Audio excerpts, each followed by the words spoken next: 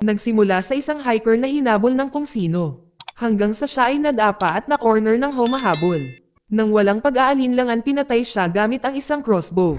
Sa ibang lugar isang lalaking nagngangalang Jack ang nakilala ng isang magtutroso na nagngangalang Sam para kunin si Jack bilang isang magtutroso. Tinanong ni Sam kung si Jack ay marunong magputol ng puno at sinabi ni Jack na magagawa niya. Pagkatapos ay sinabi niya kay Jack na ang pagtutroso ay isang delikadong trabaho. Ngunit nagpa siya si Jack na magtrabaho doon. Kaya sinabihan siya ni Sam na bumalik sa susunod na araw, dahil kukunin niya si Jack para putulin ang mga puno sa kagubatan. Kinabukasan ay papunta sina Jack at Sam sa kagubatan, maraming ikinwento si Sam tungkol sa kanyang empleyado na namatay isang buwan na ang nakakaraan. At natitiyak ni Sam na gawa ito ng isang mabangis na hayop sa gubat kaya dapat sila na maging maingat. Hindi nagtagal may nakita silang sasakyan na nakaparada sa daan, na pagmamay-ari ni Ike. Si Sam ay pamilyar kay Ike, dahil madalas silang magkita sa kagubatan. Nang tinanong ni Ike si Sam kung sino si Jack ay tila tinakpan ni Jack ang kanyang mukha at nag-aalangan na sumagot sa kanya. Si Ike sa kapinaalalahanan si Sam at Jack na mag-ingat sa gubat dahil maraming mga mababangis na hayop. Pagkatapos nito nagpatuloy sina Sam at Jack sa kanilang paglalakbay. Pagdating nilang dalawa sa lugar ay iniwan nila ang sasakyan sa gilid ng kalsada at pumasok sa gubat. Makalipas ang isang oras ay nakarating na sila sa lokasyon at nagsimulang magputol ng mga puno. Matapos putulin ang ilang malalaking puno, sinabihan ni Sam si Jack na magpahinga muna. Dito tiningnan ni Jack ang larawan ng kanyang asawa at tinanong ni Sam kung nagpakasal na ba si Jack. Tumugon si Jack at sinabi pa niya sa kanya na nagkaroon din siya ng anak na babae. Hindi nagtagal ay humingi ng permiso si Jack na mamasyal muna siya sa kagubatan. Pinayagan siya ni Sam basta hindi siya masyadong lumayo, dahil sila ay malapit sa Eastern Forest. Nagpunta si Jack sa gubat at nakakita ng trailer na tila tinitirhan ng ibang tao. Lumabas dito ang isang lalaki na nagngangalang Bo na siyang may-ari ng trailer. Napag-alaman na ang trailer ay isang meth lab at si Bo ang taong pumatay sa hiker sa simula ng kwento. Ilang saglit ay may lumabas na sasakyan at lumabas dito ang isang lalaking nagngangalang Eli kasama ang kanyang grupo. Pumunta doon si Eli para bumili ng mga gamot kay Bo na nakahanda na upang ibinta. Si Jack sa katinignan ng sasakyan ni Eli at may nakita siyang bag. Kaya palihim niyang kinuha ito, nang mabuksan ay naglalaman ito ng maraming pera. Nang hindi nagdalawang isip agad na kinuha ni Jack ang pera at saka tumakbo paalis sa gubat. Dumating si Jack sa Western Forest at pagkatapos ay ipinakita ang pera kay Sam. Mabilis niyang pinakiusapan si Sam na umalis, ngunit biglang nataman si Sam ng palaso. Sinundan pala ni Eli at ng grupo niya si Jack ngunit nagawang makatakas ni Jack. Samantala sinubukan ni Eli na tingnan ang isang bag sa lokasyon at nakita ang pagkakakilanlan ni Jack. Si Eli ay hinutusan ang kanyang mga tauhan na buhatin ang bangkay ni Sam sa trailer para hindi mag-iwan ng bakas. Inilagay nila ang katawan ni Sam sa isang butas kasama na ang bag na dinala noon ni Sam at sinunog ito. Sa kabilang banda si Jack ay hindi umaalis sa lugar at sa halip ay pinanood sila ng palihim ni Jack at pagkatapos lang masigurado na patay na si Sam saka siya naglakad palayo. Sinabi ni Eli kay Bo at sa isa niyang tauhan na si Kin na hanapin si Jack. Pagkalipas ng ilang minuto, natagpuan ni Bo at Kin ang truck ni Jack. Nang makitang ang truck ay binabantayan ito ni Bo, nilapitan siya ni Jack nang maingat nang hindi niya namamalayan at sinubukang makawala. Ngunit nakita siya ni Kin at pinigilan siya, nakahanap si Jack ng isang spray para saber sa ilalim ng truck at inispray ito kay Kin kaya napasigaw ito. Habang si Bo ay naka-ready sa kanyang crossbow at agad na tinarget si Jack, buti na lang at napigilan ni Jack ang arrow, gamit ang isang toolbox at nataman ni Bo ang pinto ng truck. Nang tatakbo na sana si Jack gamit ang sasakyan. Hinarang siya ni Kin kaya naduraj niya ito ng truck. Ngunit sa kasamaang palad pagkatapos noon ay bumangga si Jack sa puno at nasunog ang truck. Dumating si Bo at hinampas ang ulo ni Jack ng maraming beses sa manibela hanggang sa nagising si Jack mula sa kanyang pagkahimatay. Si Jack sa kanila labanan si Bo ngunit hindi nagtagal na pagtanto niyang sasabog na ang truck. Kaya tumalon siya palayo kay Jack, saka tumakbo palayo doon dala ang bag ng pera. Habang si Eli ay nag-iimpake pa rin ng droga sa trailer. Ngunit nakita niya ang usok mula sa kagubatan kaya inutusan niya ang kanyang babaeng subordinate na si Jasmine upang tingnan ito.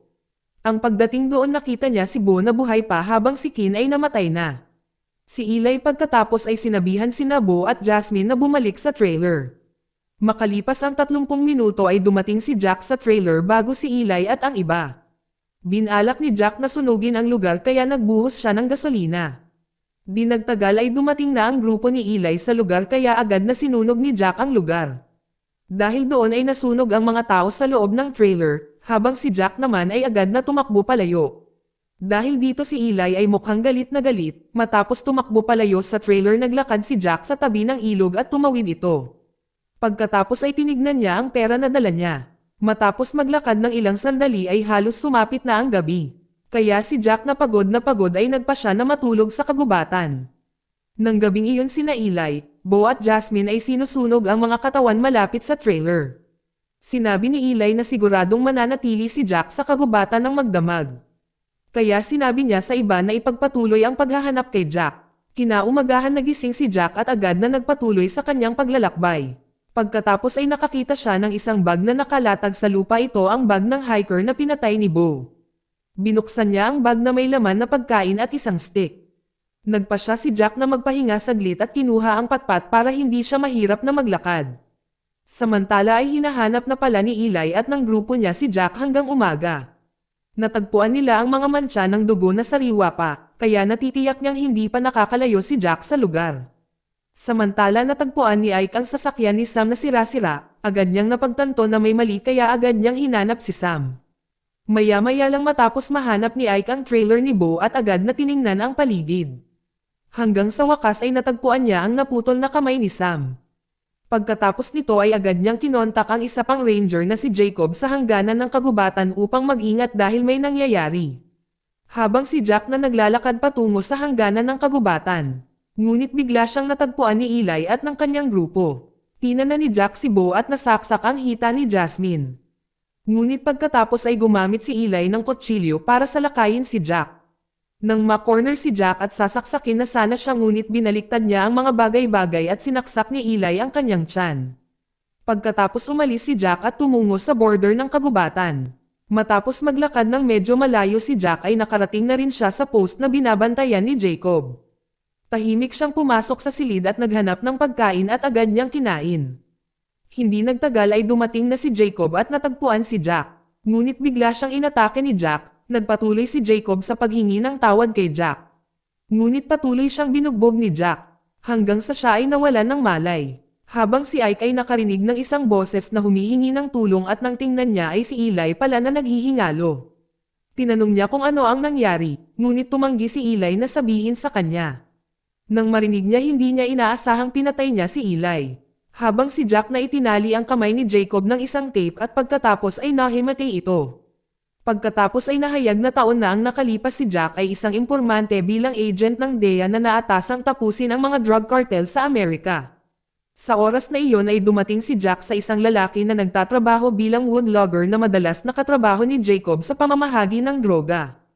Kaya inimbitahan siya ni Jack na maging partner niya sa pag-aresto sa mga cartel.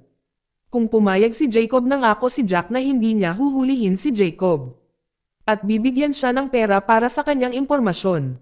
Sa huli ang isang kasunduan sa pagitan ni Jack at Jacob ay ginawa. Kinabukasan sa bakasyon nangako si Jack na dadalhin ang kanyang anak na babae sa bahay ng kanyang lola. Dito hiniling sa kanya ng kanyang asawang si Becca na mag-ingat. Dahil maraming mga grupo ng cartel ang naging interesado sa kanya. Pinatahimik niya ito sa pagsasabing magiging maayos din ang lahat. Pagkatapos noon ay nagpaalam si Jack at ang kanyang anak na babae kay Becca at uuwi sa bahay sa gabi. Sa gabi ng pauwi na sana si Jack at ang kanyang anak na babae ay biglang nabangga ang kanilang sasakyan at inatake sila ng cartel. Isa na rito ay si Jacob, na mas pinili ni Jacob na makipagtulungan sa cartel kaysa kay Jack. Sa gitna ng laban ang DEA ay dumating at agad na inatake ang cartel. Ang ilan sa mga miyembro ng cartel ay nagawang tumakas kasama na si Jacob. Simula noon ay nawala si Jacob at hindi na siya nahanap. Nalaman ni Jack na binaril ang kanyang anak na babae na naging sanhi ng kanyang labis na pagkawasak. Sinisi rin siya ni Becca sa nangyari. Nadama ni Jack na ang lahat ng ito ay kanyang kasalanan kaya nagpasya siyang magtago. Makalipas ang isang taon si Jack ay nasa isang matatag na kondisyon na. Binalak niyang maghayganti sa mga cartel kasama si Jacob ang taong nagtaksil sa kanya. Sa madaling salita ay hinanap niya ang mga tauhan ng cartel at sinimulan silang patayin.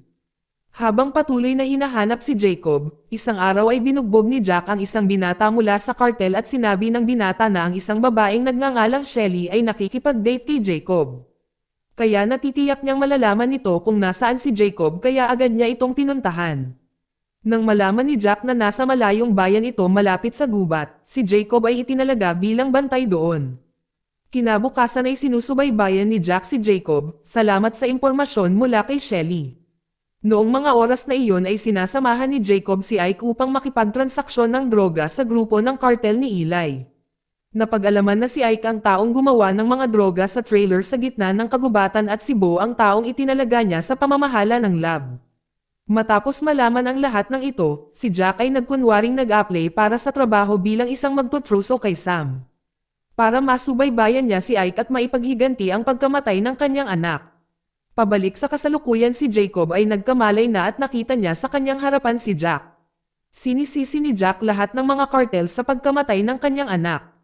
Sa totoo lang sa mga oras na ito ay hindi niya agad pinatapos si Jacob dahil hinihintay niya si Ike at binuhusan ng gasolina ang katawan ni Jacob.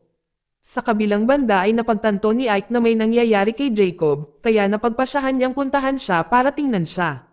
Pagpasok niya sa loob nakita niyang nakatali si Jacob sa loob. At nang mapansin niyang may gasolina ay sumulpot si Jack na may dalang lighter at nagsimula na ang apoy na sumabog sa lugar at pinatay si Jacob sa loob. Inatake ni Ike si Jack na pagod matapos labanan si Eli at ang grupo nito. Tinanong niya kung bakit niya sinunog ang kanyang meth lab sa gitna ng kagubatan dahil hindi niya kilala kung sino si Jack. Sinagot ni Jack na siya ang impormante ng DEA at ang kanyang anak na babae ay pinatay noong nakaraan. Biglang napagtanto ni Ike na si Jack pala ang nagsasabi ng kanyang operasyon sa DEA at ginagawa niya ang lahat ng ito para makaganti. Nang si Ike ay papatayin si Jack gamit ang kanyang palakol, dahil dito naputol ang lubid na nagtali sa mga troso sa likod ni Jack. Pagkatapos ay nakatakas si Jack habang si Ike naman ay nasaktan matapos tamaan ng mga troso. Pagkatapos ay kinuha ni Jack ang baril at lumapit kay Ike. Sinabi niya na handa na siyang mamatay, ngunit ang Diyos pa rin ay nais siyang mabuhay. Pagkatapos patayin si Ike, agad na nakipag-ugnayan si Jack kay Becca at sinabing pinatay niya ang pumatay sa kanilang anak na babae at uuwi na siya. Dito nagtatapos ang kwento. Salamat sa panonood kaibigan.